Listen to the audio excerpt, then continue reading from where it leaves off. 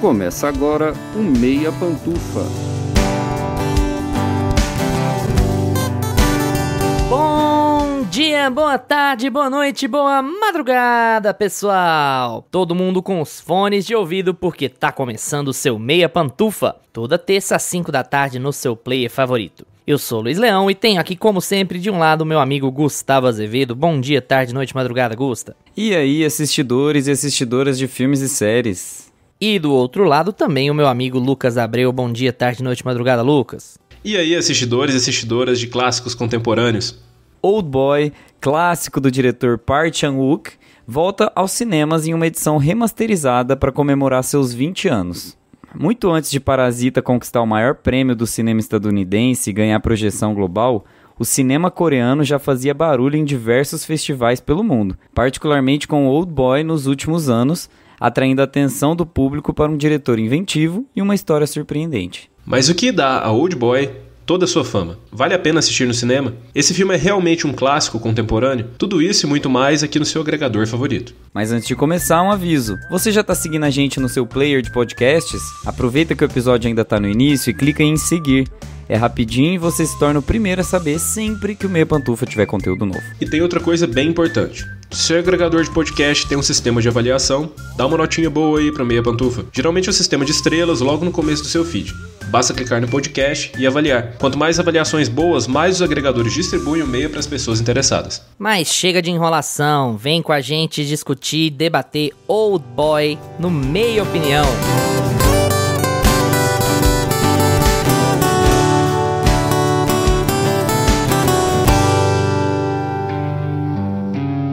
Meia Opinião.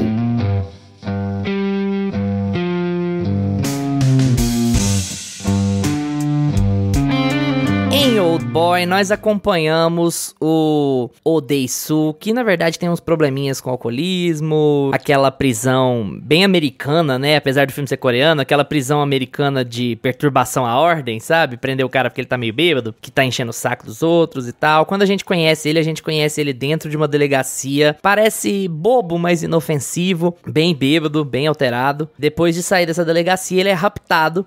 E ele fica preso num quartinho por 15 anos. E aí, quando ele é libertado, ele tenta ir atrás de quem prendeu ele, tenta descobrir por que ele foi preso, por que tanto tempo e o que aconteceu. Ao mesmo tempo que ele é acusado de ter assassinado a ex-esposa e que ele não sabe do paradeiro da filha. Até onde ele sabe, a última notícia que se tem dela é que ela tá na Suécia. Então ele tem muita coisa pra resolver depois de 15 anos, sem saber por qual delas ele vai começar. Até que o sequestrador dele diz que ele tem um prazo específico pra descobrir os porquês. Ele tem 5 dias pra descobrir o porquê, pra descobrir o como, e o filme vira uma espécie de filme de mistério, né? Enquanto o Oh Dae-soo tem que descobrir nesses 5 dias, ou então o sequestrador vai matar todas as pessoas que ele ama, que estão em volta dele, que ainda sobraram, que ainda tem contato com ele, né? O filme mais recente do Park Chan-wook é o Decision to Live, né? Que muita gente achou que foi injustamente esnobado no Oscar. Não saiu nem pra filme internacional, se é que eu estou me lembrando bem. Sim, não saiu. E muita gente achou que foi uma esnobada, embora o filme tenha dividido mais gente do que Old Boy, né? Old Boy é menos divisivo em termos de crítica, mas eu vou começar, como sempre, como tradição, com Gustavo Azevedo. Gusta, e aí? Old Boy do... Gente... Por favor, Old Boy do Park Chan-wook, tá? Old Boy de 2003. Se vocês verem alguma bobagem aí com o Thanos e com a Feiticeira Escarlate, foge que é esquema de pirâmide, tá? Old Boy coreano de 2003, 10 anos antes de qualquer outra coisa falada em inglês. Gusto, e aí? É que a gente tá comemorando os 20 anos de estreia do filme, né? E não os 10 anos. Então é só vocês fazerem a conta, a matemática. Inclusive matemática e conta e esforço mental é uma coisa que tem que fazer nesse filme o tempo todo.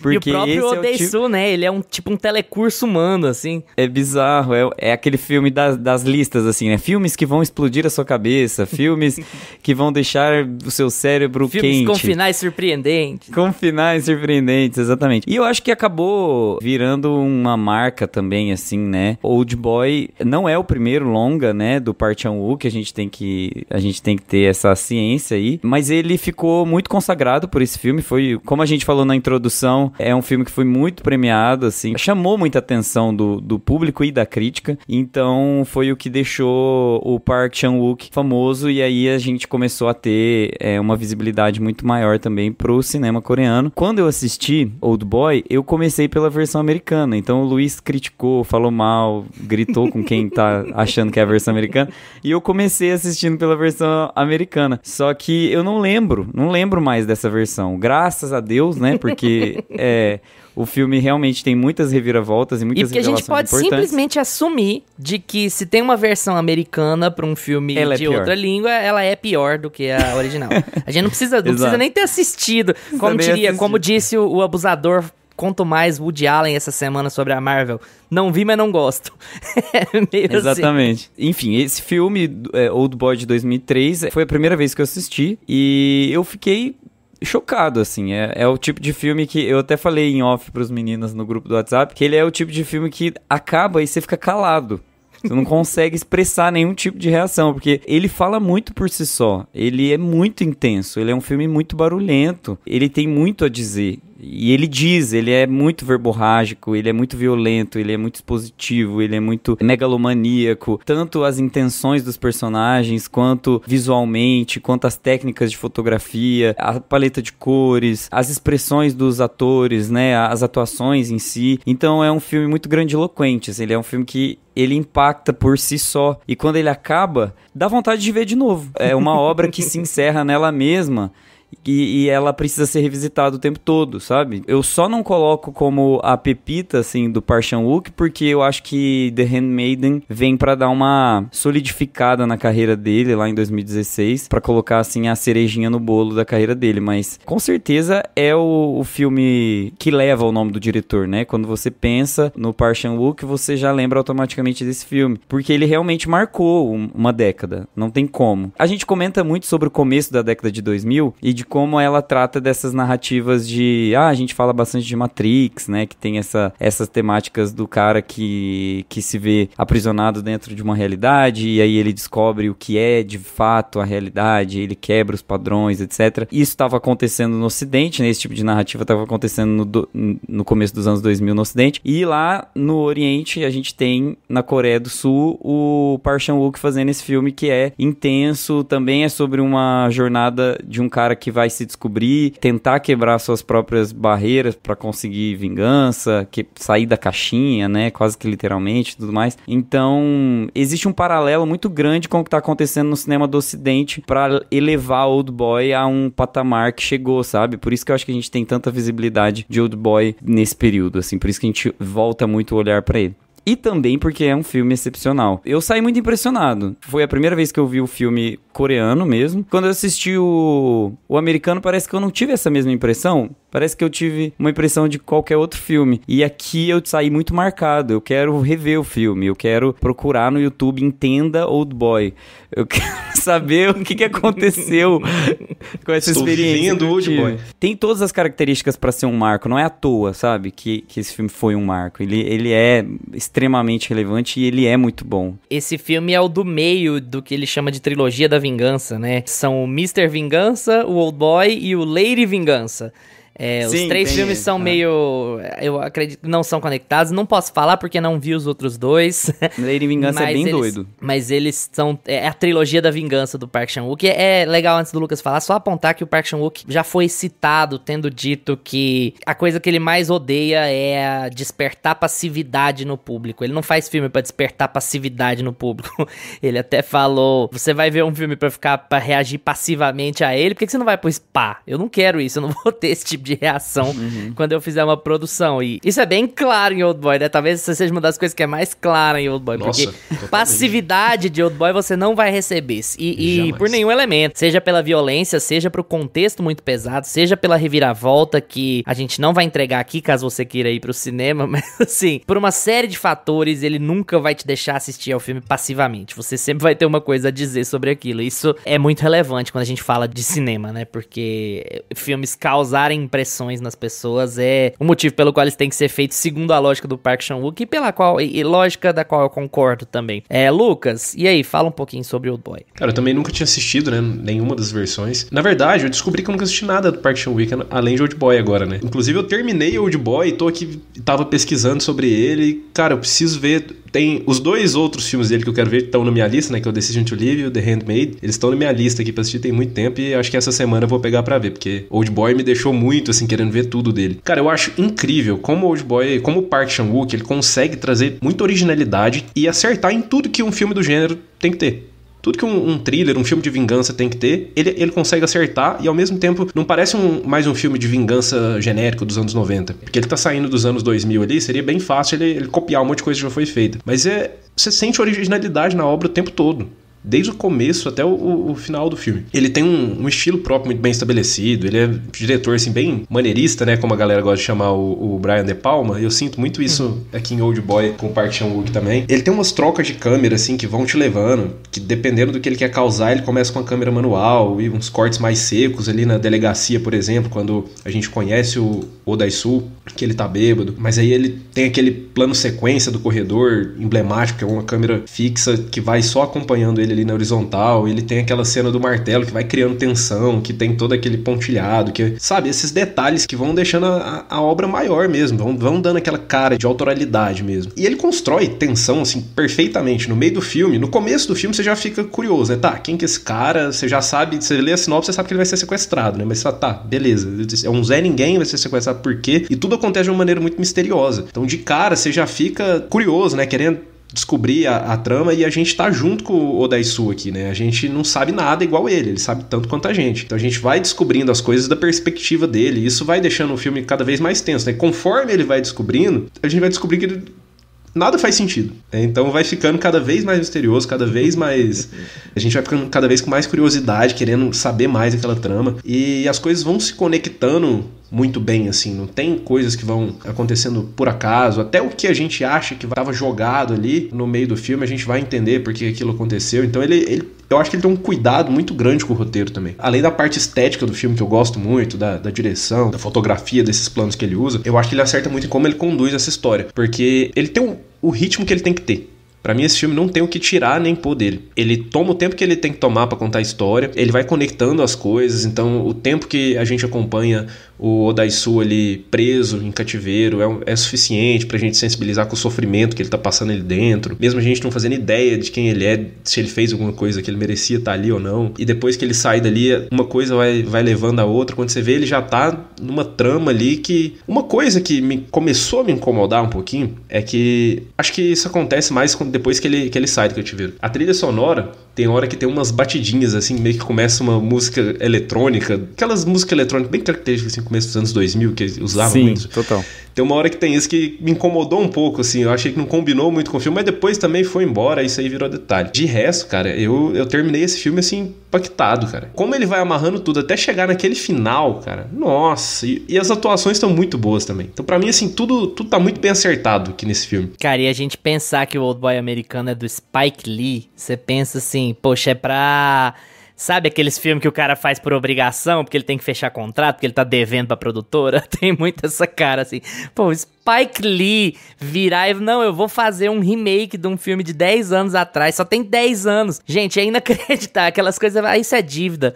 Isso é certeza que é um acordo. Olha, eu faço essa bosta pra vocês aqui, mas aí vocês deixam eu fazer o filme que eu quiser depois, beleza? Tem muita cara, assim. Pra gente já tirar essa versão americana da frente aí, não falar mais dela. Cara, eu terminei o filme original e fui pesquisar. O trailer, as fotos, tudo é ruim, velho. Tudo tem cara de ser uma coisa genérica. Não faz nem sentido esse filme existir. Aí você vai ler... Eu tentei encontrar um único comentário positivo desse filme. Ninguém gostou desse filme. Então tudo te desanima. Faz sentido. A data de lançamento dele. É a única 10 coisa. anos. Ele é um produto. Uhum. Ele é um produto. É isso, ele é um produto. Mas 10 anos é muito pouco tempo, gente. Fizeram outro dia aí a versão do Bryan Cranston e do Kevin Hart. Les Intouchables, como é que ele chama, hein? Os Intocáveis mesmo. Os Intocáveis, né? Intocáveis. E aí o novo chama Amigos para Sempre.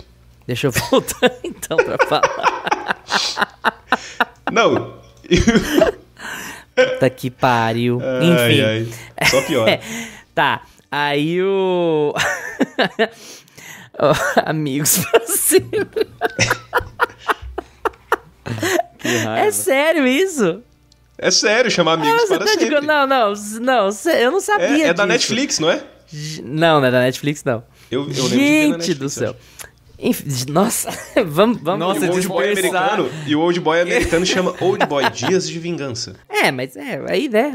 Aí é Brasil. Aí é Brasil. Aí é meu Deus Brasil. do céu, Amigos para sempre. Porra, puta nome merda, caralho. Nossa, perdi até o rumo. Vou deixar isso tudo no episódio, porque, gente, eu não acredito que os Intocáveis chamam Amigos para sempre na versão americana, não. Mas enfim, Old Boy. Tem uma coisa que, assim, é muito delicada, Nossa, é porque mesmo. a gente fala muito aqui no podcast, e eu acho que depende muito de quando a gente gosta ou de quando a gente não gosta do que a gente tá vendo. Eu sei, eu admito isso. Mas ainda assim, tem uma coisa que, quando o filme é bom, eu acho muito legal. Você conseguir pescar a quantidade de referências que o diretor tem. Não que ele bota, mas que ele tem. Cara, como esse filme é um saco de referências. Você tem De Palma ali, você tem Hitchcock ali, você tem Godard, cara. A primeira cena desse filme na delegacia, ela é o acossado do Godard todinho, assim, os cortes fora de lugar, e tem, não é narração, é ad-lib, né, que faz o voice-over, né, a gravação da voz por cima, uns cortes que são desincronizados, pra dar uma ideia ali de embriaguez, de bagunça na cabeça e tal, e aí você tem, como o Lucas já falou, você tem o shot que provavelmente é um dolly no corredor, né, que é a cena de luta toda horizontal lá, que é um plano longuíssimo.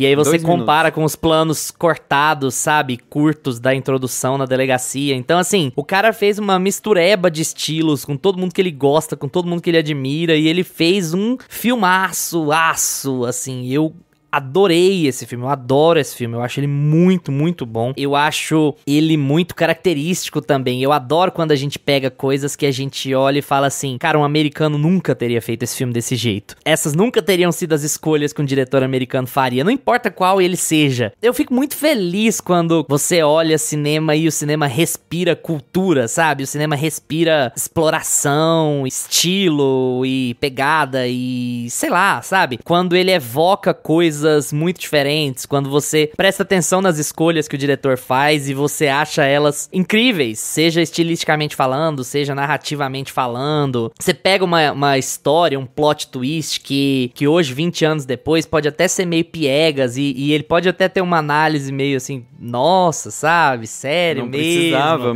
Mas assim, mas é incrível porque você vê como aquilo é casado com um tom muito particular de descontar uma história, com uma coisa muito específica do Park Chan-wook, assim, que ele aborda várias coisas ao mesmo tempo e vários estilos ao mesmo tempo, e ele deixa cenas que deveriam ser sérias, mas que uma coisa deu errado e ela ficou na gravação porque ele achou engraçado, porque tem um quê de comédia, tem um negocinho, uma piada, o cara tropeçou no lugar, por exemplo, ele pisa num pedaço de pau na cena lá do corredor, ele quase escorrega, tem certeza que aquilo foi sem querer, que ele pisou sem querer, ele dá um chutinho no pedaço de pau pro lado e continua a cena. Nossa, cara, é muito legal.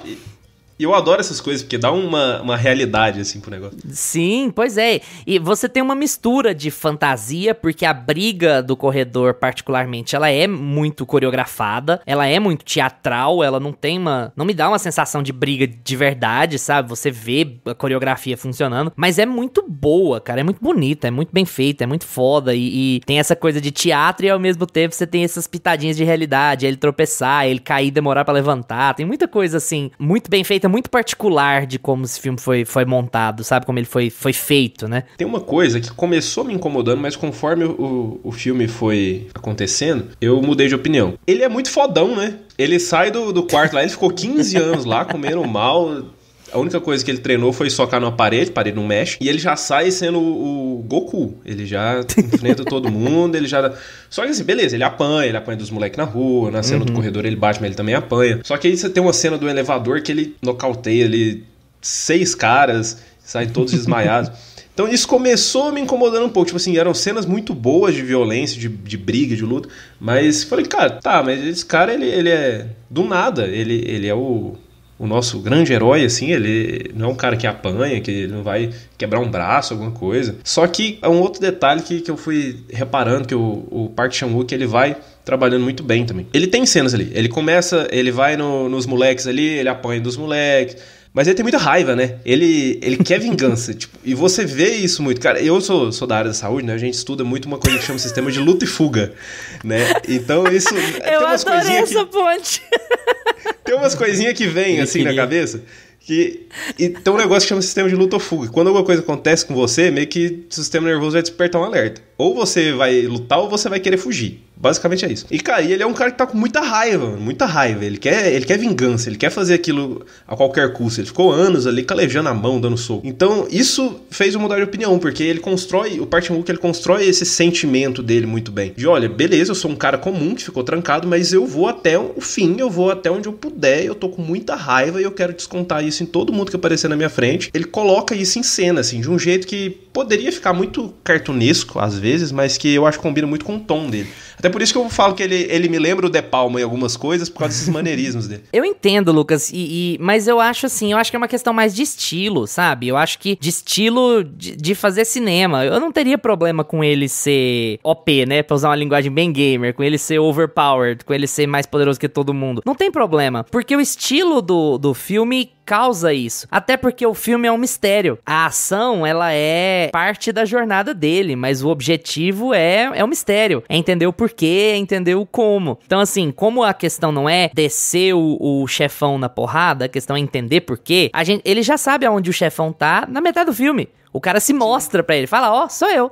Meu nome é esse, não sei o que, tal, te vira, descobre aí. Então, assim, como a pegada do filme não é ele chegar no grande vilão e ter uma puta de uma luta, não sei o que, eu acho que não tem problema ser mais estilizado, ser meio fake, ser impossível. É mais ou menos o que eu falei da cena do corredor. É lógico que aquele cara não ia dar conta de brigar com 30 caras de uma vez. E por isso a cena é muito estilo, é muito assim, você tem golpes, você tem evidentemente uma briga, mas tem muita coisa que é estilo, que é como aquilo vai ficar visualmente funcional, vai ficar visualmente bonito, sabe? Eu acho que o que é mais legal desse filme é que ele não te deixa esquecer que ele tá te contando uma história. Eu acho que quem faz uma coisa muito parecida, mais ou menos na mesma época, pra pegar um exemplo mais acessível pra todo mundo, é o Kill Bill do Tarantino. É lógico que aquilo não é daquele jeito, é lógico que aquilo jamais aconteceria, que aquela pessoa é completamente overpowered, que ela nunca conseguiria fazer aquilo.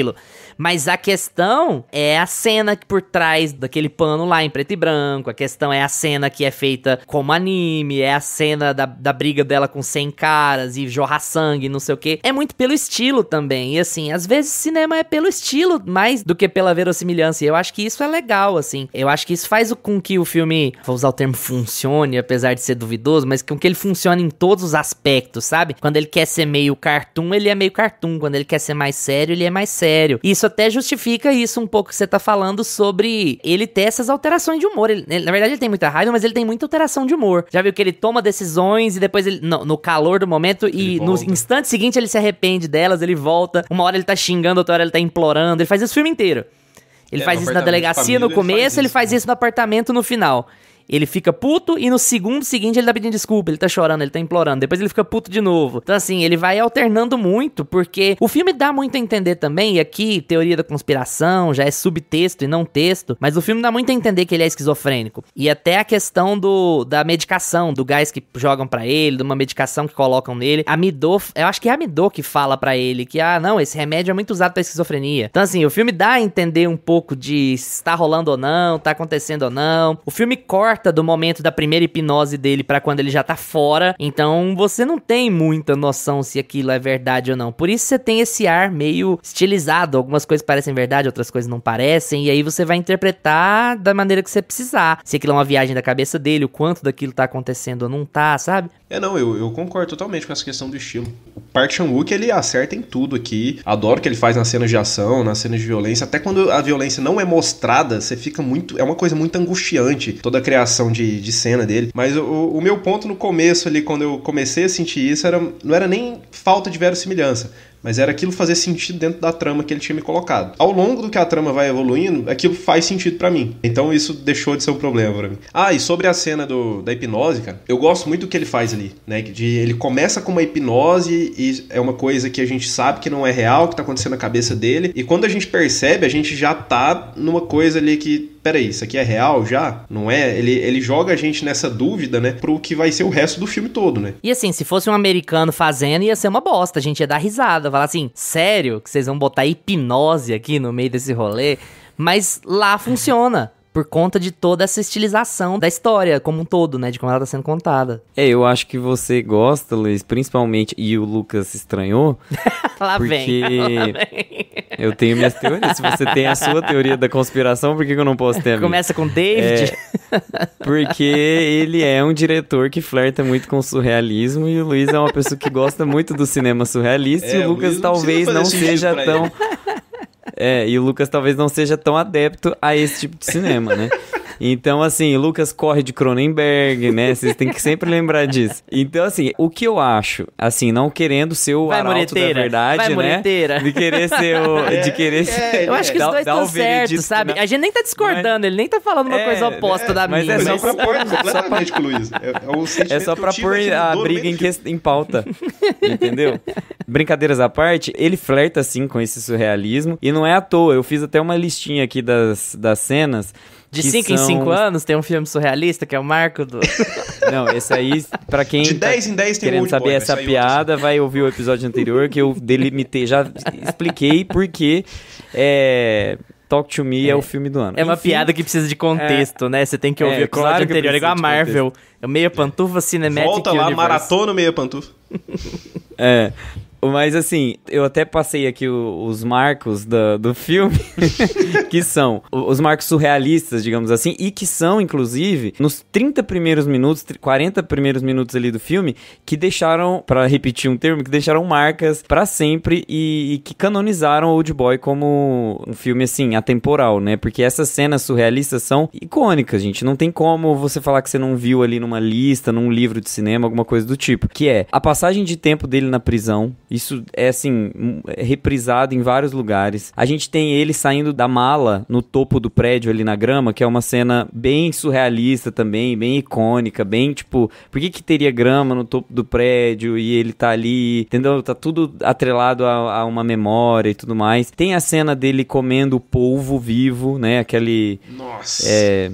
aquele peixe, o que é aquilo, gente? Era um polvo, que rolou né, mesmo. As entidades de defesa dos animais ficaram possessas com Você tá doido, é um bicho vivo mesmo aquilo. E aí a gente começa a mexer com as... E o Park Chan-wook cagou, tá? Só pra dizer. Pra já não falar que o cara é o fodão, é bonzinho, é o super progressista, né? Ele cagou. Quando ele ganhou um prêmio lá, ele agradeceu os povos.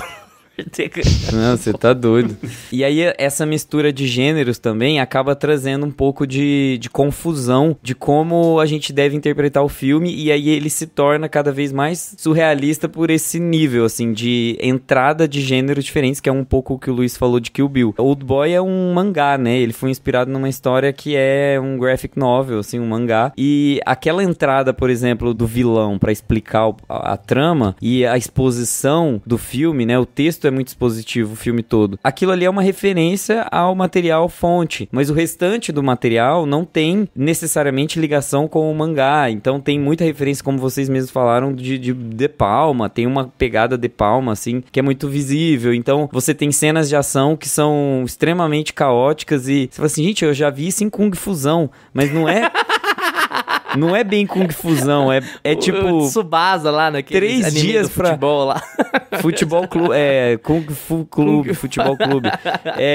Mas não é bem isso, é assim, os caras ensaiaram 3 dias pra fazer aquela cena até ela sair redondinha os 2 minutos seguidos. Então, na verdade, aquilo ali é um filme de fôlego, é um filme de energia, né? Você coloca várias temáticas pra levar seu filme, você trata sobre vários temas diferentes, você usa muitas metáforas, em determinados momentos você é muito poético, em determinados momentos você é muito realista, então você confunde o seu espectador pra trazer a realidade que tá se passando na cabeça dos seus protagonistas. E aqui eu acho que o filme não tem só um protagonista, né? Eu acho que o antagonista acaba se fundindo na moralidade do filme. Então, é necessário o antagonista ser expositivo, é necessário ele ser confuso, porque vai trazer essa ideia de que, será que ele tá falando a verdade? Será que... Quem é que tá falando a verdade? Que cada vez mais traz essa noção surrealista pro filme. Eu acho que essa mistura de gêneros, de ideias e de pensamentos que estão no roteiro e também nos subtextos, é o que vai marcar o filme, é o que vai te marcar. Porque no final das contas você fica apegado a várias coisas no filme. Você sai tentando interpretar aquelas frases que ele fala, né? Seja um grão de areia ou uma rocha, tudo afunda.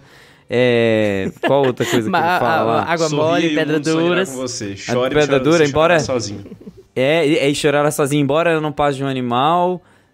Eu não tenho direito de viver. Então, tudo tem a ver com a relação dele com a filha dele, com aquela coisa toda que tá se passando ali, com a chantagem do antagonista, ou tem a ver com outro tipo de relação que ele tá vivendo, alguma coisa da cabeça dele, a relação do hotel. Cara, é um filme que vai te gerando pergunta em cima de pergunta. Essa bagunça só é possível num sonho, na cabeça de uma pessoa doida. Esse é o resultado final. Por isso que fica tantas interpretações possíveis pro filme, né? É o charme dele. O charme dele é sempre bagunçado. O charme dele é ter essa energia caótica. E é o melhor dele. E assim, a gente pegando um exemplo, são alhos e bugalhos. Não é só porque é feito no mesmo país que é a mesma coisa. Mas, vamos pegar o mais contemporâneo como Parasita. Esse é um dos principais charmes de Parasita também. É a falta de gênero. A falta de uma definição específica do que esse filme deveria ser. E a gente tem outros exemplos de filmes que são muito bem sucedidos nesse sentido. O próprio Corra, dos mais recentes, falando de um americano. Fala, esse filme é sobre o quê? É lógico que talvez ele tenha um tema principal, um público principal. Mas ele não precisa ser uma coisa só pra funcionar se a história for envolvente, boa o suficiente, bem executado, que no caso é. É um filme que é um show de direção, e a gente não precisa falar isso muito ainda. Esse filme funciona, esse filme é bom, esse filme é esse clássico relevante, ele tá voltando pros cinemas agora, porque ele é muito bem dirigido, ele é bem dirigido pra caralho, sabe? Ele é incrível, cara, o cuidado, a atenção a detalhe e a mensagem que ele quer te evocar, o tipo de coisa que ele quer te dizer, sabe? Como ele quer fazer você sentir por aquela história, como ele quer ser pesado e na cena seguinte ele quer ser engraçado, como ele faz escolhas estéticas impressionantes pra mostrar violência sem mostrar violência, como o Lucas falou. Tem um shot específico no final do filme que é o rosto dele, só os olhos dele, né, a parte de cima do rosto dele, que é assim, aterrorizante, cara, você não precisa ver pra você ficar. Eu acho que seria assim, se aquela cena tivesse o gore que a gente tava esperando dela, ela talvez perdesse o impacto. Porque ela, esteticamente, ela é muito mais relevante do jeito que ela ficou, mostrando só os olhos e o cabelo, assim, né? Como ele faz aquilo. E uma conclusão pra qual o filme aponta, sabe? Fazendo também o paralelo com o que eu falei em Fale Comigo, que o Gusta não gostou. É assim, tudo que é jogado lá, ele é amarrado. Você tem foreshadowing. Ele tava falando sobre aquela determinada parte do corpo várias vezes no filme. Aquilo é mencionado umas 3, 4 vezes durante o filme.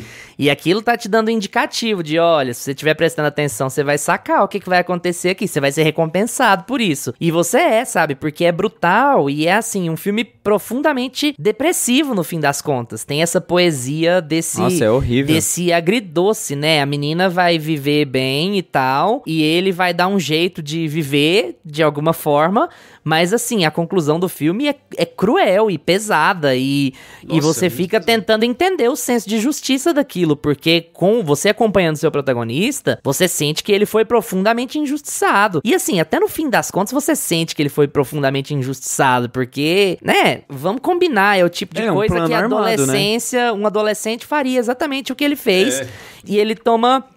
no cu, ele se fode por causa disso. E ele toma dores muito além do que era. Vocês ficam aí com suas fofocas. Não romantizem a fofoca. É tudo muito cruel, mas ao mesmo tempo você olha e fala, porra, mas realmente, né, é foda, olha o que causou, olha o que um comentário causou. E aí o filme quer discutir outras coisas também, quer dizer, quer falar até que ponto a vingança vale a pena ou não, até que ponto você enquanto público aceita a vingança, do lado de quem você vai ficar, como é que você vai entender, se você vai sofrer por conta daquilo. Então, assim, o Odeisu, ele tem uma vida sofrida desgraçada, né? Então, assim, você entende com tranquilidade a decisão que ele toma no final do filme. E aí, de novo, a gente falar sobre hipnose, se fosse um filme americano, a gente ia estar descascando aqui. A gente ia falar que era a solução mais preguiçosa da face da Terra. Mas aquele recurso dentro daquele mundo, ele te dá esse alívio agridoce, assim, né? Ó, é uma merda, tudo tá muito triste, mas, assim, pelo menos ele conseguiu algum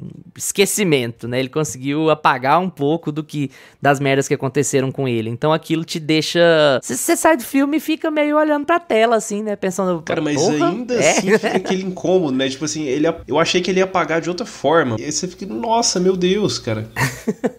É estranho do mesmo jeito. A gente que tá vendo. É bizarro, é muito bizarro, muito bizarro. É bizarro, é muito pesado.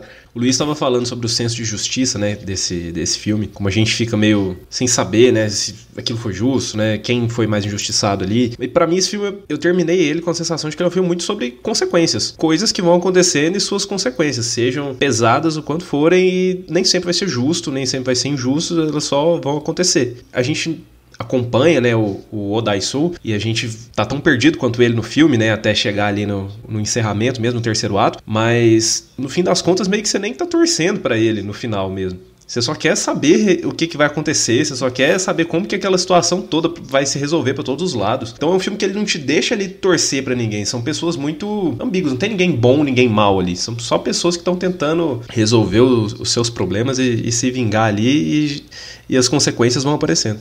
A gente vai fazer um bloco com spoilers aqui, porque o plot twist desse filme é muito relevante, mas o editor vai deixar a minutagem, se vocês quiserem voltar pra pegar a nossa conclusão, nosso encerramentozinho ali, que a gente já vai ter parado de falar os spoilers, então vai ter a divisão certinha aí, tá? Se você já assistiu o filme, ou se não liga muito pra spoilers, eu recomendo que você continue, porque o papo tá bem legal, mas se você liga, talvez seja melhor você acompanhar a minutagem aí na descrição do episódio, porque senão você vai ficar muito puto com a gente.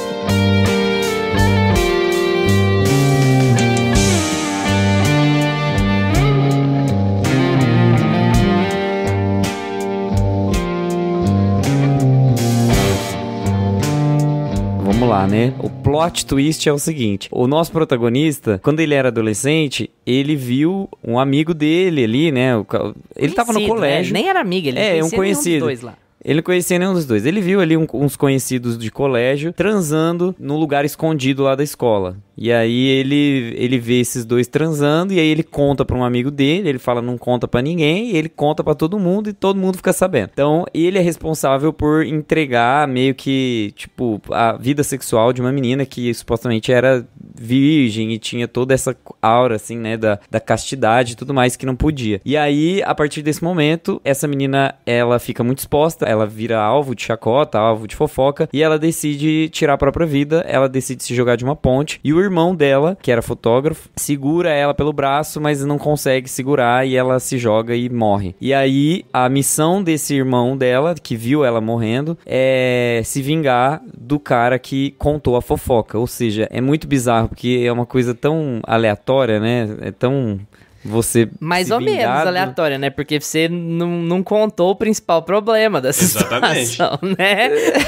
Eles são, o pessoal que tava transando, eles eram irmãos, então essa fofoca acabou com a vida da menina, né? Tipo, literalmente, no caso, né? E aí um problema que era de... Então, é muito aleatório.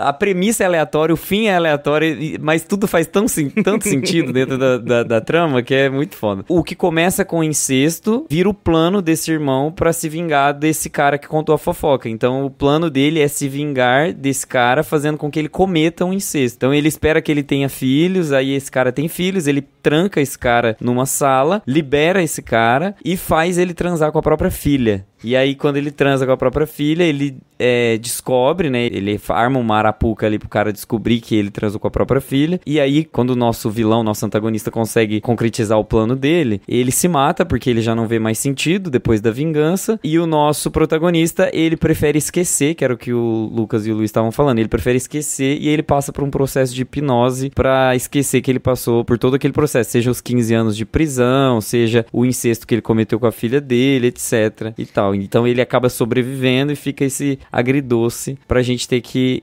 assimilar. Não, e a hipnóloga até fala pra ele que aquilo pode bagunçar a cabeça dele. Ou seja, não é nem só a questão da hipnose e do esquecimento, é praticamente uma lobotomia. A gente fazendo o paralelo da esquizofrenia é uma lobotomia também. E aqui você tem também o Milos Forman, você tem também o Estranho no Ninho, sabe? Então, ele termina com uma espécie de lobotomia em que ele tá ali, ele não consegue se comunicar mais, a gente não sabe se ele lembra daquela mulher que tá com ele ou não, se ele tem carinho por ela ou não, porque na verdade eles foram hipnotizados pelo vilãozão pra poder se apaixonar, né? Então, ele tá ali e você não sabe em que estado ele tá, você não sabe em que situação ele tá. E aqui aquilo, de novo, dá essa sensação de você amarrou do começo pro final e você não sabe o que sentir por aqueles dois. Será que aquilo ali é errado? Será que aquilo ali é errado só pelo viés do incesto? Será que é errado pelo trauma? Será que é errado pelo desconhecimento dela? Porque isso tira dela o direito de saber e de fazer as próprias escolhas. Você tem vários jeitos que você pode analisar aquela conclusão ali, sabe? Mas ela, de qualquer forma, ela é brutal. Porque o que ele faz? Ele esquece pra ele conseguir viver consigo mesmo, pra ele não se matar, e torce pra ela não descobrir. Acha que ela nunca mais vai descobrir. Então ela vai viver feliz sem saber. Porque toda a questão ali é, se ela souber que vai dar ruim, mas se ela não souber, qual que é o problema, né? Então toda a discussão fica em cima dessa camada cinza, desse é tudo meio estranho, o que é ruim, ou o que é mal, ou o que é imoral, tem a ver mais com a percepção de quem tá vendo, ou de quem sabe, do que qualquer outra coisa, sabe? São muitas camadas pra se debater. Não, e a intenção dele, né, ao chamar a hipnóloga, né, volta pra aquela coisa que eu tava falando, né, desse filme ser muito sobre consequências, não sobre quem tá certo, quem tá errado, sobre quem é bom, quem é mal. Cara, a decisão dele é uma coisa muito egoísta também, né, porque ele poderia muito bem, e é o que eu tinha imaginado que ele ia fazer quando a hipnóloga aparece, ele poderia ter falado assim, não, me hipnotiza pra eu esquecer tudo isso que aconteceu, pra eu esquecer que transei com minha própria filha, e aí eu vou sumir da vida dela e vou levar uma vida ali sozinho, deixa ela ser feliz, ela é minha filha, eu não quero que ela saiba disso tudo aqui, eu não vou ficar aqui com a minha filha, né? Eu achei que ele ia fazer isso, né? Aí não, ele simplesmente fala, não, ela não vai ficar sabendo, apaga aí da minha memória esse outro restante aqui que eu vou viver junto com ela aqui. Porra, cara, até a última decisão dele, que realmente é um cara que sofreu, a gente entende tudo que ele passou, que ele só quer ficar de boa agora, mas até isso é uma coisa meio egoísta da parte dele também. Mas você sabe que eu não vi assim? Eu vi, dado o tom meio poético, meio de conto da história, eu achei que a escolha dele foi justamente na lógica de que se ele se afastasse, se ele sumisse do nada, ela ia sofrer e ela ia eventualmente se matar. Então assim, eu acho que ele fica com ela aguentando, porque se ela não souber, não vai ter problema nenhum pra ela, e aí é melhor ele não saber, porque ele não vai conseguir ficar com ela sabendo, ele não vai ter condições de ficar com ela sabendo, sabe? Ela ama ele, né? Tanto é que o final do filme é ela falando eu te amo, justamente pra provar que valeu a pena ele pelo menos manter a presença física dele ali com ela. Old Boy é uma então defesa do incesto. Nossa, é muito difícil falar isso, mas tipo assim, no fim das contas ele acabou fazendo uma decisão, é agridoce por isso, porque ele fez uma decisão certa de manter um certo contato com uma pessoa que ia ficar pior se tivesse perdido ele, mas até que ponto ele tem controle sobre isso? Ele não tem controle, é uma decisão dele e deu certo até certa medida. Dadas as circunstâncias, né, que ele se encontrava. Então, e é mais uma pegadinha do Park Chan-wook, porque o que ele tá te dizendo é, se ele tá satisfeito na medida que uma pessoa que passou pelo que ele passou pode ficar satisfeita na vida. Se ela tá feliz porque ela ama ele, porque ela gosta dele, porque, enfim, ela quer estar junto dele, o problema tá onde? O problema tá na moralidade do espectador, o problema tá na moralidade da sociedade, de quem tá vendo o filme, não tá entre os dois. Porque entre os dois tá de boa, um não sabe, os dois não sabem, né? Ele também agora não sabe mais. Então assim, os dois não sabem do que estão fazendo. E quando ele fez, ele tomou decisão pra proteger ela. Então, por que a gente se sente tão mal? Porque a gente sabe dos dois, mas tecnicamente, pra eles, é isso aí. Então ele quer te provocar, ele quer te irritar, fazer você ficar pensando, opa, mas e aí? O que eu vou achar desse final? Eu vou defender esse final? Eu vou falar mal desse final? Eu vou achar que é um absurdo? Eu vou falar lá na igreja da Nova Bênção do Senhor pra jogar pedra, pra queimar as cópias do filme? Sabe? Não sei, assim. Não, pra mim é um dos melhores finais, assim, de filme, facilmente, assim, num top 3 pra mim, assim. Pra mim é um dos melhores finais de filme que eu já vi, todo o terceiro ato. Ele tem uns últimos ali 30, 20 minutos Nossa, perfeitos, assim, e muito todo o positivo, simbolismo da risada, sabe? Do sorriso bom. dele, assim. Sim, todo o simbolismo do sorriso dele é impressionante. Dos sorrisos que ele dá durante o filme, né? Mas o último, assim, cara, é de cortar o coração. Você não tem consciência do que aquele cara sabe, do que ele não sabe, do que deu certo, do que não deu certo. Ele é uma sombra da pessoa que ele era, né? A hipnóloga fala pra ele que o monstro foi embora, mas sobrou o quê? Existia Odessu? Ainda tinha alguma coisa de Odessu pra sobrar? Se o monstro foi embora, ainda sobrou alguma personalidade? Ainda sobrou alguma coisa? A gente não conhece, sabe, né? Em tela a gente não tem. Então. Porque a gente só tem a gente conhece ele bêbado, causando problema com a polícia. E depois ele já tá envolvido com sei lá. O que é aquilo? A máfia? O que eles são? Sei lá. A máfia da vingança. Gente, isso é muito bom, mano. Puta merda. Nossa. Que escolha boa de pauta, meu Deus. O filme, ele dá uns indícios ali, né, de como o Odeisu era, né, antes de tudo aquilo, né. Além dele não é só que ele tava bêbado, fazendo arruaças na rua, né, não é que ele deu uma de Black Block, né?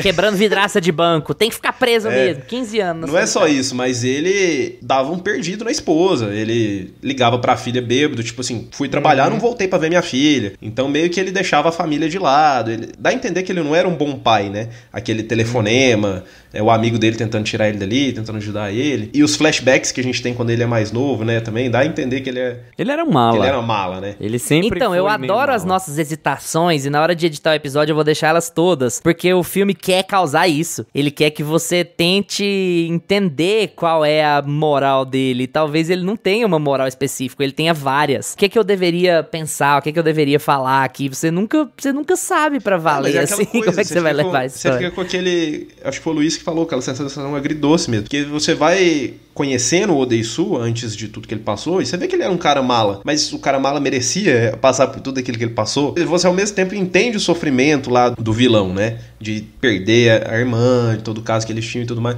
Mas ao mesmo tempo ele precisava fazer tudo aquilo, sabe? O Odeisu realmente foi o culpado, não foi o amigo dele que saiu espalhando. Então, assim, cara, vira aquela mistura. O Park Chan-wook, ele consegue provocar tanta coisa com esse filme, cara, que você termina o filme, eu fiquei olhando pra tela, assim, pros créditos, falei, meu Deus. Mas o amigo dele se fode também, então tá tudo bem. Não, se fode também. Gusta, depois dessa bagunça toda aí, faz um resumão, se você conseguir, se for possível, né?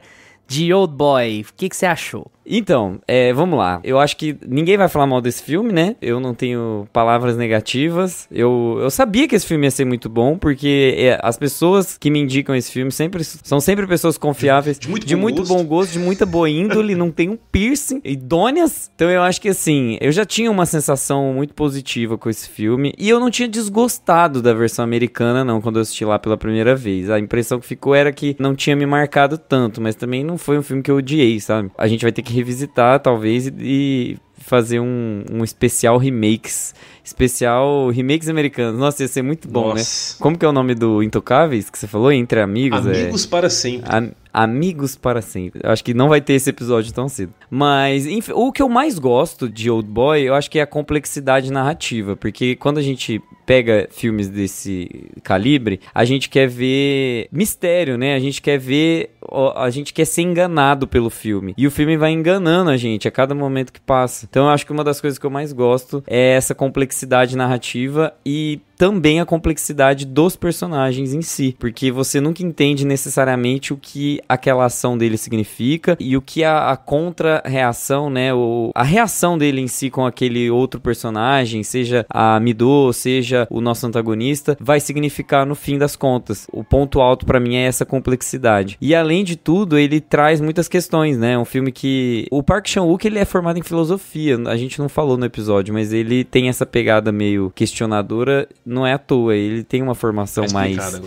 metafísica, assim, aquela coisa, né? Ele gosta de filosofia real. Então a gente tem várias perguntas. O lado sombrio do ser humano, não só o lado sombrio do ser humano, mas tipo assim, quando a gente é confrontado com uma perda, né? Por exemplo, como que a gente reage? Que é o caso do nosso antagonista. O que ele faz pra recuperar o sentimento daquela perda, pra sentir algo em relação àquela perda, pra se vingar de fato. Não é qualquer, como o Lucas mesmo tava falando, que não é qualquer filme de vingança que faz isso. Ele poderia ter ficado piegas, um filme de ação por pura ação, mas ele não fica, ele fica um filme refinado, né, assim, de referências. E eu acho que, por último, uma das coisas que eu mais gosto é como ele usa a violência a favor dele. Ele não usa a violência pra expor, enfim, pra conquistar o amante do gênero. Ele usa a violência e a ação pra construir a história dele, e isso é uma coisa que eu tinha muito medo em Old Boy. Eu sabia que era um filme violento, que era um filme agressivo, mas eu achava que ele ia ficar meio que me chocando pela violência. Pela própria violência, mas não, ele traz um contexto, né? Tem toda uma balança entre o porquê eu tô usando a violência aqui e qual é o meu gatilho pra ser violento. E quando eu vou ser expositivo e quando eu não vou ser expositivo. Então tem pontos altos, além de tudo, todo o restante que a gente já falou. Só elogios pro filme. A gente não dá nota, né? Mas 10 pantufas nesse caso especial.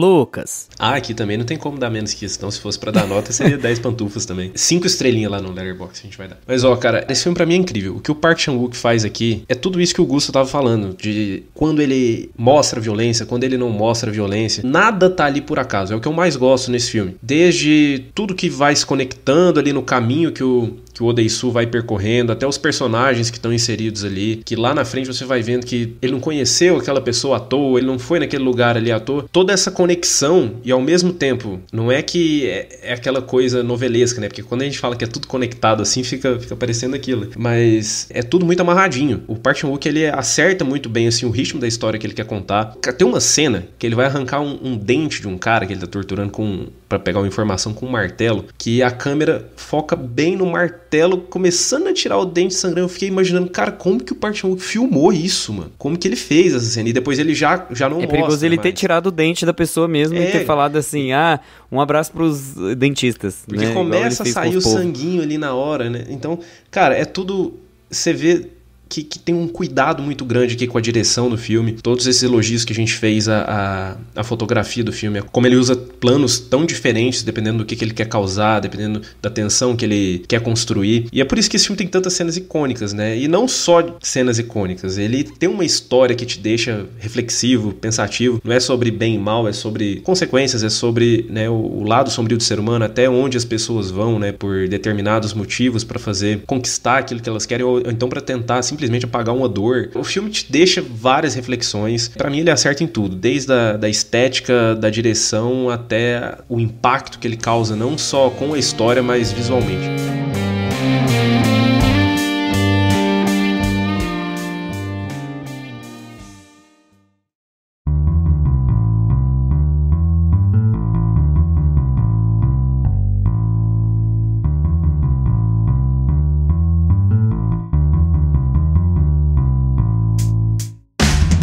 E agora é com vocês, gostam de Old Boy? Nunca viram, mas ficaram com vontade? Estão pensando em ir ao cinema pra ver ou rever o filme? Troca uma ideia com a gente no Instagram ou no Twitter, @meiapantufa, que a gente responde tudo que aparece por lá. Valeu pela atenção de vocês. Tchau, Gusta. Tchau. Tchau, Lucas. Tchau, galera. Não se esqueça de seguir a gente no seu agregador de podcasts favorito, Spotify, Apple for Podcasts, Deezer, Amazon Music. Terça-feira que vem a gente tá de volta com mais Meia Pantufa pra vocês. Tchau! Este podcast tem locuções de Lucas Meleiro e Carla Ribeiro e edição de Luiz Leão.